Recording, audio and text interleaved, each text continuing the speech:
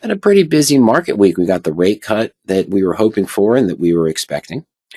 We did see some pullback today, of course, in some of the Magnificent Seven stocks. That's what we have here on our watch list number one. You can set up these watch lists any way you want for our webinar purposes. Excuse me. Usually have some of the Magnificent Sevens here. EMTY I usually like to keep in here. That's the kind of the empty. It's the decline of the retail store ETF. We keep seeing stores closing. We keep seeing other things along those lines. But we saw that 5% decline in AMD today, a 3% decline in NVIDIA. Tesla is up. However, we know what Netflix is going through this week also with the Paramount bid for Warner Brothers and everything along those lines and some different changes. But my watch list number two is mainly the stocks I'm in my married put portfolio. Doing pretty well. AGI is exceeding expectations. We might talk about that a little bit later. I do have a December 19th, apologies. 36 calls sold against AGI. It's gone up to 38.49, had a couple big jumps in the last 2 days. Gold and silver, precious metals been really strong, and that's why I'm in this position to begin with. But I haven't adjusted the call yet, and later on we might talk about why. And of course, we're seeing a sell warning here today. That was from yesterday's close on the market sentiment tool, our 13 broad-based indicators.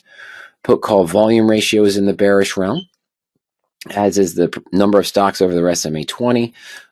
Stocks hitting the new 52-week highs and lows, the RSI of SPX, and the MACD gap. The technicals on the SPX and across the broad market, put call volume ratio across the entire optionable market. News 52-week high and low as well as entered the bearish mode, meaning more stocks are hitting their 52-week high, their 52-week low. How are these set? Well, these are based on fences. And what I mean by fences is we go to details here.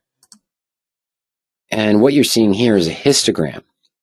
And this is essentially over an extended period of time. I think back to before 2014 or right around 2014, if I'm not mistaken. What we're seeing on this histogram is every time the put-call volume ratio, which is commonly used as a contrarian indicator, but the put-call volume ratio has hit these different levels. So we're saying it's bearish when it's below 0.6. What does that mean? It means that a lot more people are buying calls, the volume today, or the volume ratio. There's a lot more call volume out there than there's put volume. We're less than 1, but we're almost at 50%. Near twice as many calls as puts.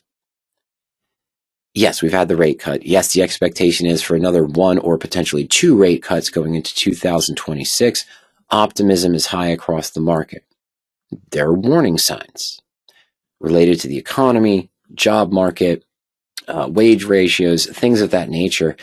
So there's still some concerns. But historically, what we see here is that very rarely does the put-call volume ratio dip below this 0.6 range and stay there. It tends to gravitate back up to this median point. And what's going to happen for it to gravitate? What's going to have to happen? Well, more puts are going to start being bought than calls, meaning either the market starts to turn, the market starts to fall. These are sort of leading indicators, what we're looking for, and that's why we're seeing the sell warning. Now, this is the first sell warning. We didn't have a sell warning on the 10th, and we're going to wait for, we're going to be online together with each other through this journey. But sometime around 4:45 or so, we're going to see this update, and we're going to see if we're still in a sell warning or if things shifted. And some things might have shifted. We saw some declines today in SPX. The SPX RSI drifted down, so we might not be as bearish on the relative strength index on SPX, but we still might be in bearish mode. And the MACD gap might have shrunk a little bit because we had a little pullback on the SPX on the close. It was down in the morning. I think we were up during the day, and then we pulled back down to end. So we'll see where that turns out. But there's some interesting things to keep in mind here going forward. We talked about the watch list, and we talked about the sell warning and the market sentiment tool, I should say, as well. Let's get back to the home tab real quick. Let's see, did we update? Yes, we did. We went back to neutral. That's what I was expecting. So we saw SPX drop down today. The VIX crept up a little bit. Sorry, at the beginning of the presentation, we're still bearish on the put call volume ratio. SPX RSI did pull back to almost that mid-range neutral level as well. Number of stocks, 52-week high and low, that pulled back into the neutral range. Why? Well, if we had so many stocks hitting their new 52-week high, naturally, by the histogram, it has to start going back to this almost level value. So what happened today? Many stocks started to pull away from that. And the percentage of stocks hitting a new 52-week high pulled back. So it went from bearish into the neutral fence. It's still flirting with bearish, but it went back to the neutral fence as we'd expect with that pullback. The RSI retreated significantly. It moved back down, as I mentioned.